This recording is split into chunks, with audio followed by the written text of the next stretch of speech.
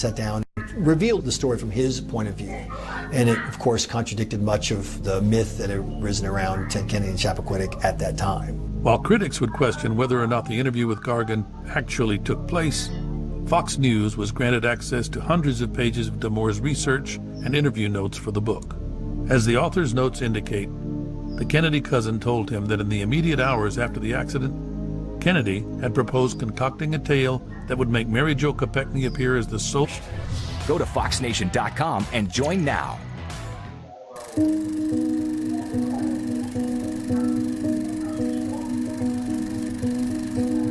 20 years after the accident, lingering questions still burn for former grand jury foreman Leslie Leland. Despite being sworn to secrecy by his participation in the grand jury, he decided he couldn't keep quiet any longer. In 1989, he gave numerous interviews, which all raised even more questions about the night of the accident and its aftermath.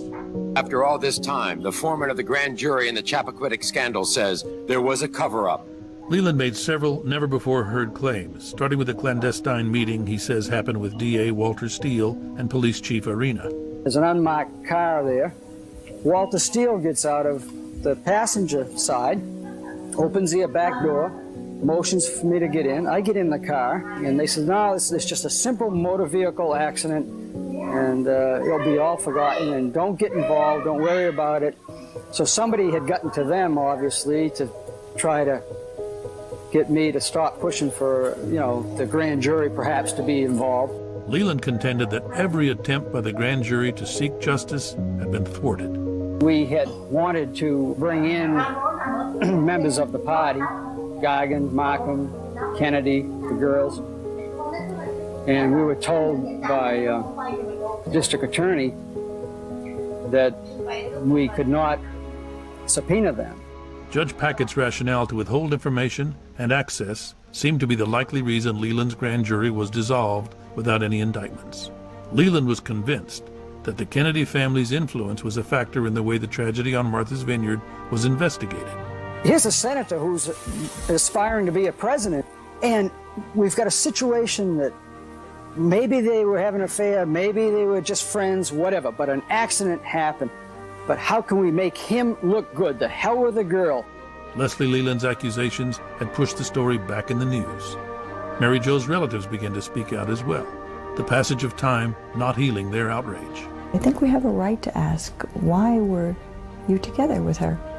Why were you with Mary Jo? What really happened? What really happened? Next time on the finale of Scandalous Chappaquiddick. It was impossible for Ted Kennedy to go anywhere and not have Chappaquiddick hanging over him. He thought if he devoted his life to good works, that this somehow would be able to redeem himself. He was reelected 7 6-year terms. There's just one major progressive social accomplishment after the other that he passes legislation through the Senate. This is the cause of my life. Chappaquiddick remained something he never fully explained. Nobody could have been in that car without showing massive physical injuries. Someone else knows more. If there's ever a story that doesn't need conspiracy theories, it's Chappaquiddick.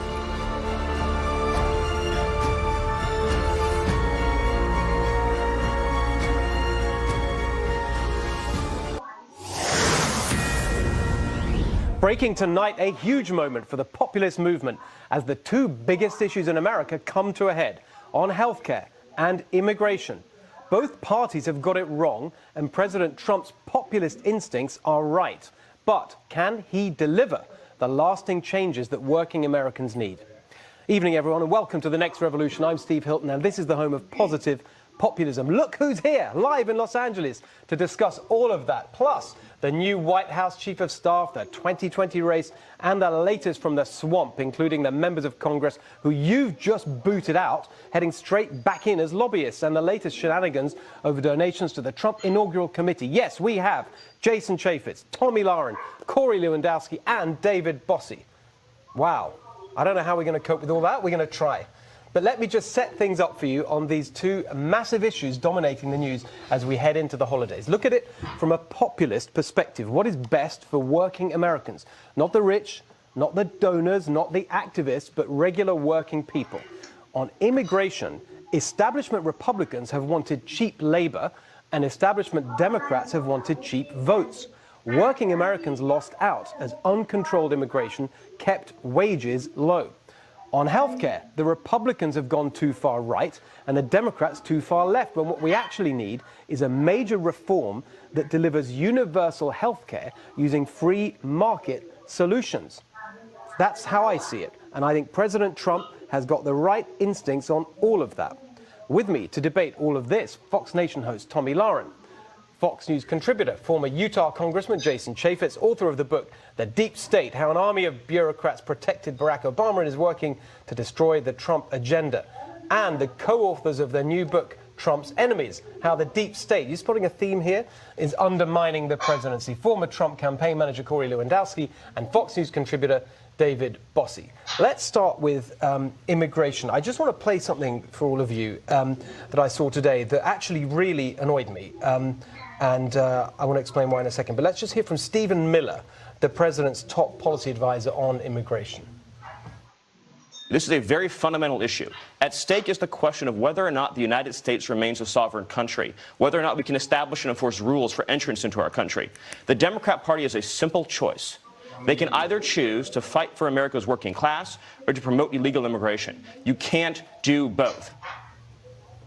Look, it's fine, right? Maybe you could agree or disagree, but I think it's a little bit late for these kind of high-minded sort of generalist statements when what we actually got was a very specific promise. Let's hear this again. We all know it from his boss, from Stephen Miller's boss. Listen.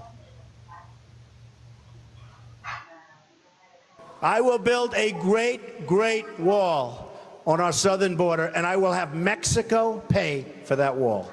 Mark my words.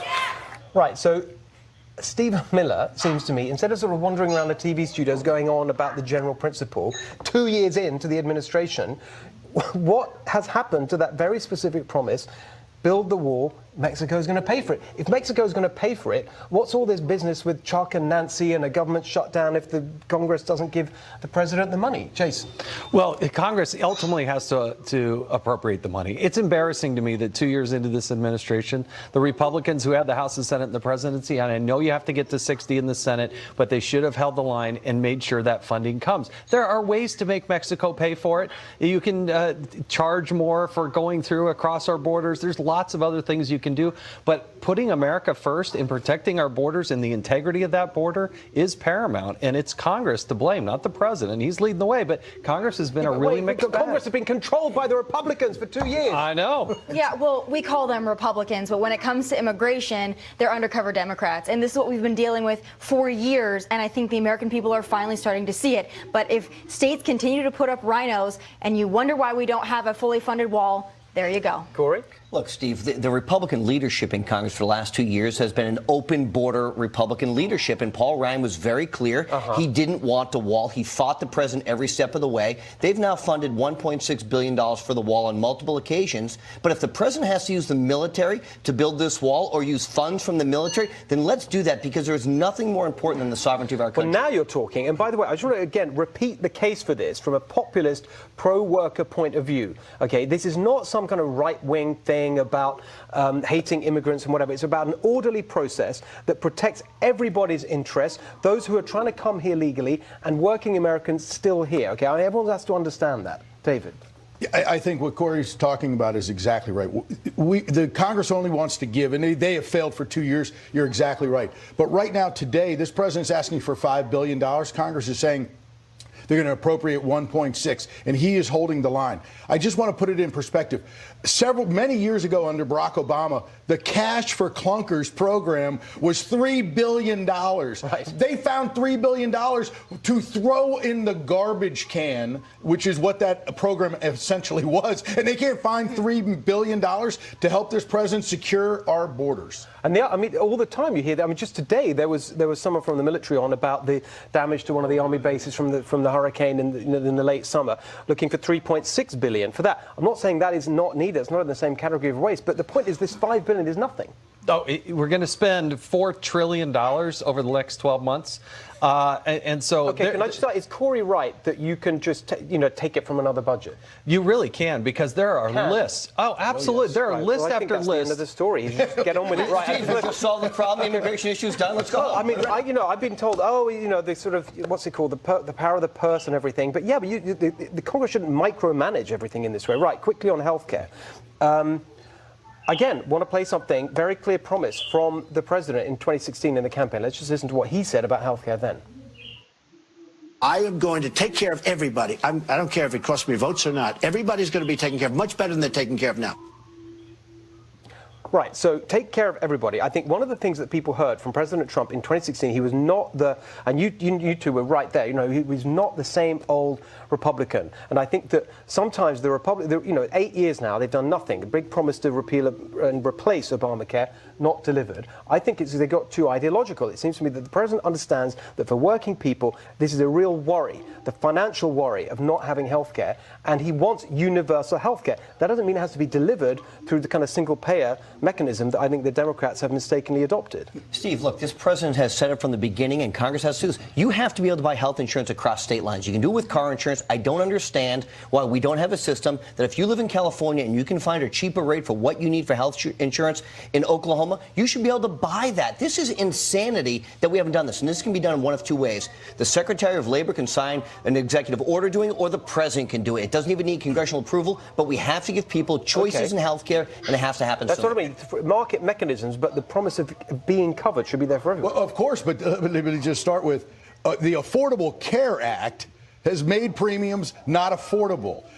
Average Americans have seen their premiums double since this policy has been in place, since Nancy Pelosi passed it so that we could learn what was in it. That is what we all have gotten, is double our premiums today. Okay, very quickly, we got to go, but your quick thoughts on this healthcare situation. Well, as you mentioned, there's a difference between access and having a little card and actually being able to afford it. So yes. I agree with you, free market solutions all the way. Don't go the direction of California and provide it for every time. Well, I just think we got to, but not on the insurance. I think we've got to separate the insurance from the provision. I think that is the big problem. Jason, last word. They have to get united and just make it happen. But 40 times when I was in the House, 40 times we voted to repeal it, and then as soon as Donald Trump was the president, we could actually do it. Guess what? Our leadership never put that bill back up on the floor. I think it's absolutely humiliating that they still haven't figured out how to do this. It's a shame on the Republican Party. Anyway, sorry, it's all the rise. You've got a lot to say, and we're going to have lots more on all of this. We've got a special Swamp Watch for you tonight. Don't miss that. We've got the head of...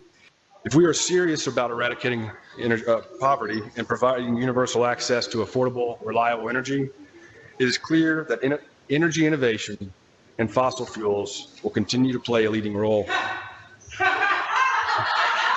Energy access. Very strange. You know how climate change activists never stop going on about believing the science and how facts matter. Well, then why aren't they cheering the United States instead of jeering? In the evil populist Trump's America, here's what happened to energy-related carbon emissions. In 2017, they fell by 0.5%. But in the saintly globalist European Union, they went up by 1.5% in the same period. In fact, per capita carbon emissions in Trump's America are nearly at a 70-year low.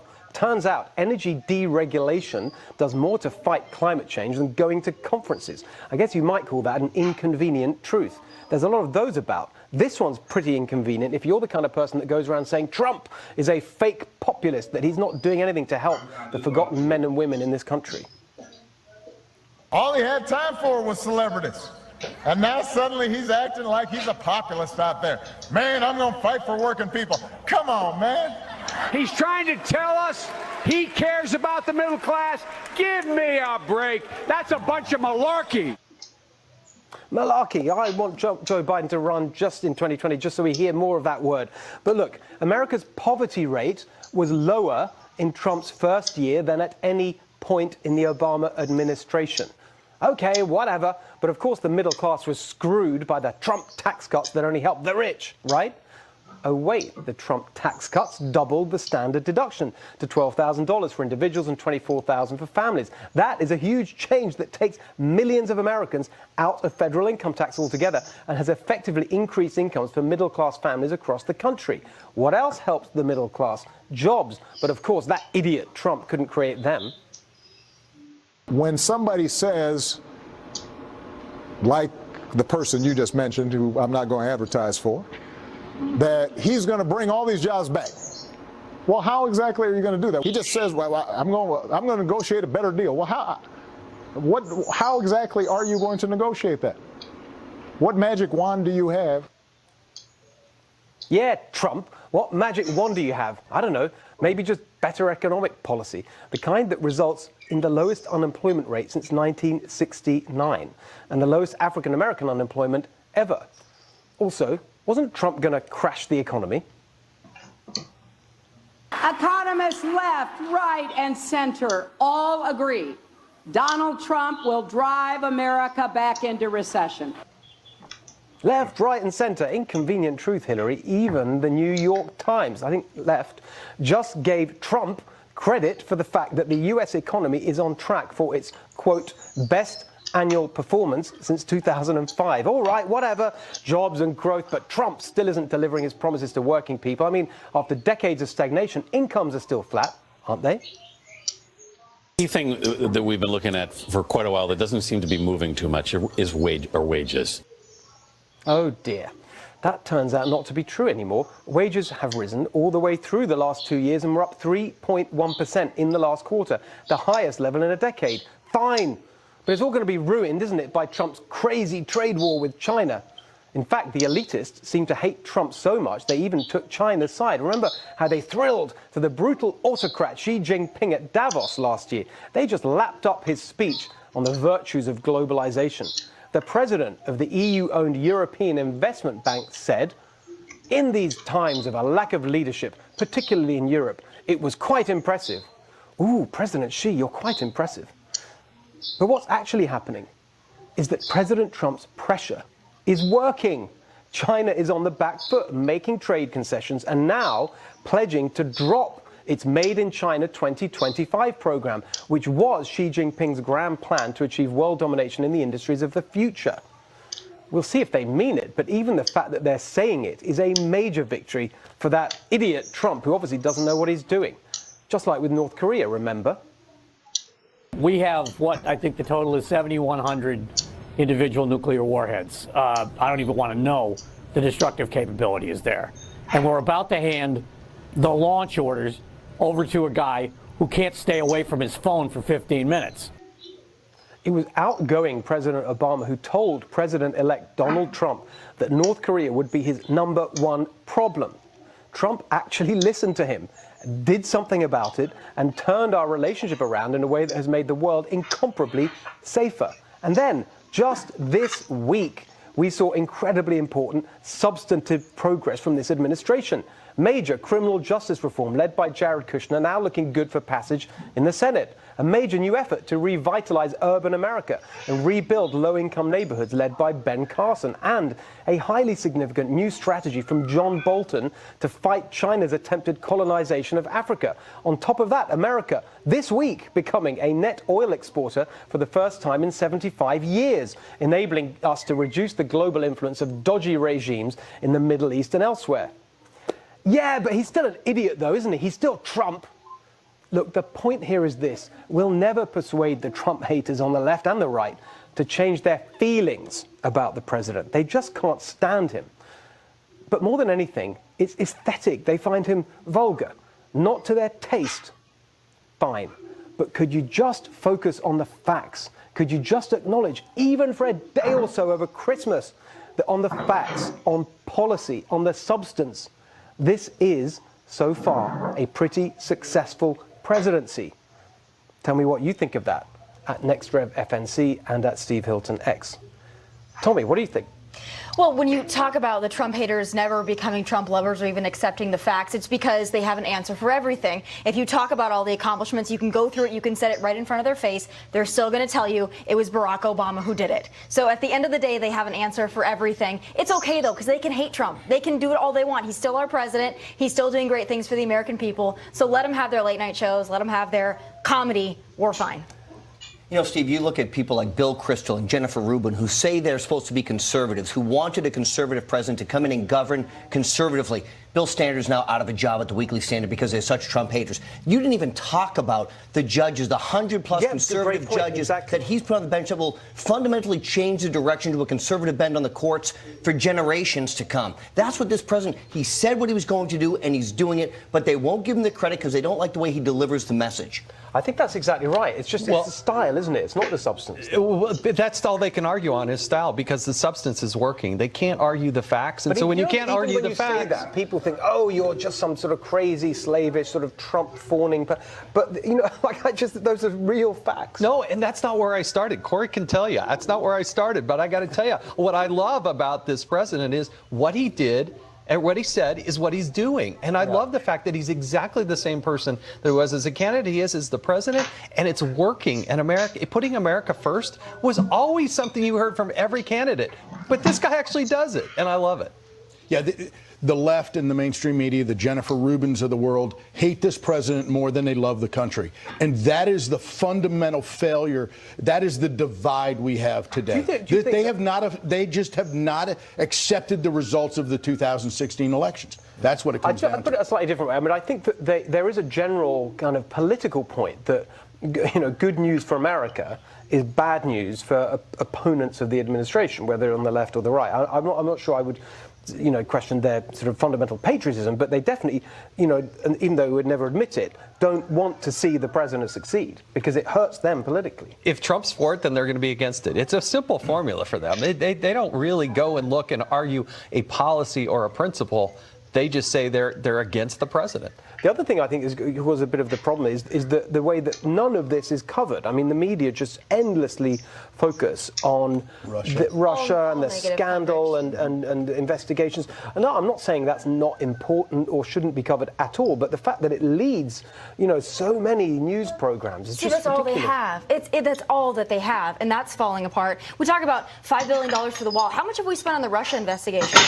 Astronomical amount, and what do we have? Well, Steve, don't forget, 90% of the mainstream media's coverage of this president has been negative, and that would be acceptable if we were in an economy that was 20% unemployment, if we had the highest unemployment in a generation. We don't. He's put America back to work, and this notion that we're putting America first, I don't understand why that's a foreign idea to people here. We're not here to put other countries first. We have a $22 trillion deficit that we have to take care of, but we're going to put Americans back to work for us. And by the way, we're the greatest country in the world, and we should be proud of it. And you know, I'd say it's not even the negative coverage. I would take it if at least they covered the other stories.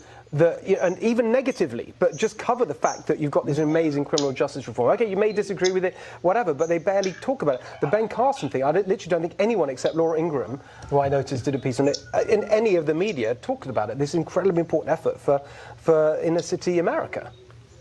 No, look, this president for 2 years has been fighting that exact point. To Corey's point is 90% of the media coverage is against this president. This president has done the American people a favor by educating all of us that the fake news divisions across the media are absolutely against him, and he has made the American people understand that fact, and he has educated them that they are against what we are for, and I think he's doing us a service. Well, you know, I hope that some of the I mean, especially, you know, things like the carbon emissions, for example. I mean, that is just, you know, there's just a completely ingrained view, isn't there, that he's just totally hostile to the environment, whereas America who's leading on carbon. I'm sorry, we're out of time, but it just drives me so crazy. Anyway, coming up, in Positive and Practical next, Jason Chaffetz has an idea for how to fix Congress, and we need plenty of those. Not sure Nancy Pelosi is going to like it, or any of the Republicans either, for that matter. Don't go away.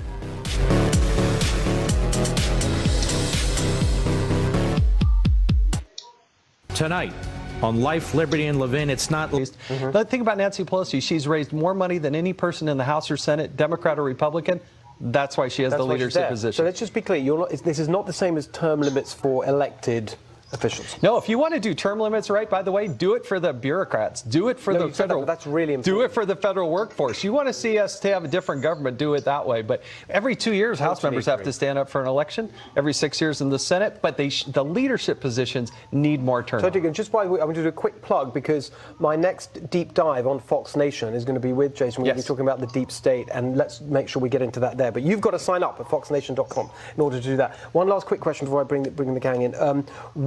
Why will this make a difference? The chairs of the committees being term limits. Why would that help make Congress work better? Because you want new, fresh eyes on it. I once read a book, it's called It's Not the Big That Eat the Small, It's the Fast That Eat the Slow. And you don't want somebody who gets so entrenched and becomes just this creature of Washington, D.C. Right. Get in, serve, and then get out. And then let somebody else take that baton.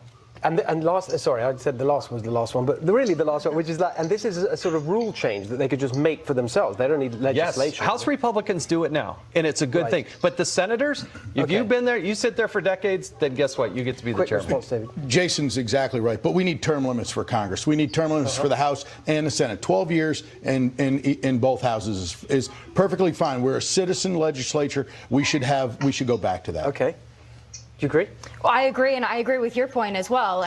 The money shouldn't control everything, but then I also worry, Nancy, then she's just going to pick the next in line. She's still got the money. She's actually saying that she's going to do that. She calls it something like mentoring, but what that really means is putting her person in. Please pick Alexandria Ocasio-Cortez. Please pick her, because that would be the best thing that could happen to the Republicans. Look, I think it's important, but I think what's more important for the country is a balanced budget amendment. I think it should be a change to the U.S. Constitution. Yes. It should be something that Congress takes up as a priority so that we are in a position to not leave our children and our grandchildren in greater debt than we have today. Okay, so quickly, I want to go to another point which we were just discussing, which is the funding for the wall. And Corey said, why can't he should take it out? The president should take it out of the defense budget. It's a national security issue. You said there's a lot of precedent for that. You can go to the Congressional Budget Office and pull up a list. They have hundreds of programs that are funded by the government that aren't authorized by Congress. It happens every day. So don't give me this excuse they got to pass some law. They can actually do this. They do it every single day. The administration can do it. So why do you think they're not doing it? I think the president, that's going to be what this president is going to do. He is going to get this wall built over this next 2 years, and he is going to find the money. Whether the Congress appropriates it in a wall bill or it's through the military, this president's going to stand up. He means what he says, and he says what he means. That's the difference.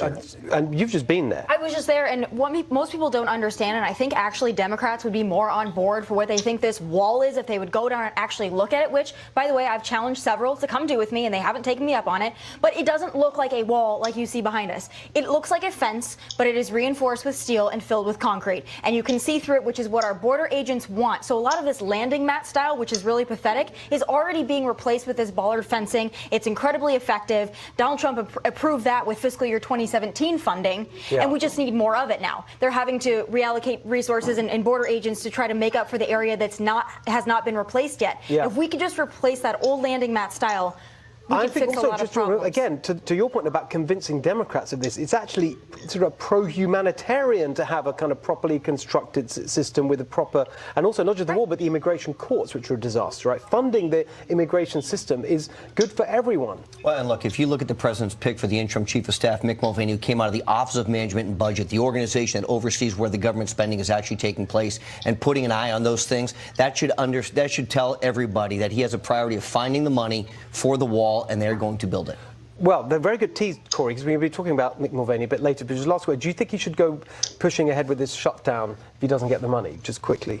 100%. Yes? Look, I'd love to see the government shut down, but if you're going to reopen, you have to have a win is the issue, and Nancy and Chuck aren't going to give you that win. Okay, sounds like that's a no. Force the members to vote on it, and they can vote on it every single day. We absolutely need the wall. We need the wall. This president should look. If the president feels that a shutdown is right, his political instincts are the best that we have in the Republican Party today. If he thinks it's right, but Corey's point is we need a win to come out of it, whatever that win is. Chuck Schumer certainly seems very kind of dug in on not giving him that. Anyway, thanks everyone. Later on, one of the people round this table was on the shortlist to be the new White House Chief of Staff. Who was it? Was that Tommy? What does he think? His swamp is tonight's Swamp Watch.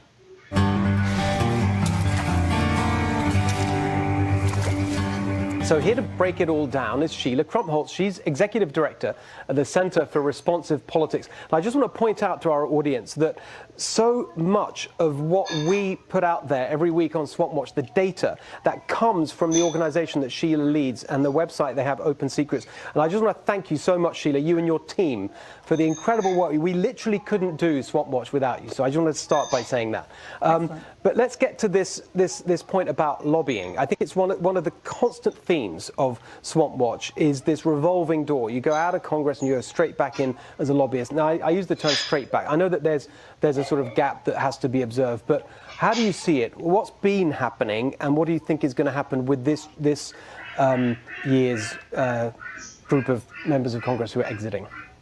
Yes, thank you. So every time there's a power shift in Congress, Washington goes through its own version of the NBA draft, with K Street, the boulevard that's synonymous with the lobbying industry, kind of competing to get the most powerful departing members of Congress and staff as well. So that's what's going on now. We have about 100 members departing Congress. The lobbying industry is growing again, and there's going to be fierce competition to get some of the most powerful former chairs and ranking members of Congress. And what are the rules that are supposed to get in the way of any corruption here? Yeah, there is a cooling off period that members of Congress have to honor. So in the House, it's a 1-year ban on lobbying their former colleagues after they leave Congress. And in the Senate, it's a 2-year ban. And that's meaningful because the longer you have to wait before you can lobby your former colleagues, the more stale your contacts, your expertise grows. So it is a meaningful, from their perspective, sacrifice from our perspective, an important kind of period for them to not be trading on those contacts and expertise. But they find ways around that, don't they? They do. And principally, they act not as registered active lobbyists, but as senior advisors, strategic advisors. I like to say they're kind of the generals leading the troops from the rear, dictating what is done on behalf of clients. Some of them act as rainmakers at law firms and lobbying firms, so they're attracting the big corporate clients, and then other people do kind of the work of contacting members and leading the charge. So, and is there anything specific you would propose to deal with this? Well, the first thing we always propose is that people get smart and get savvy about how the system really operates. The truth is we can't really hold the lobbyists accountable. They don't work for us. Our members of Congress do.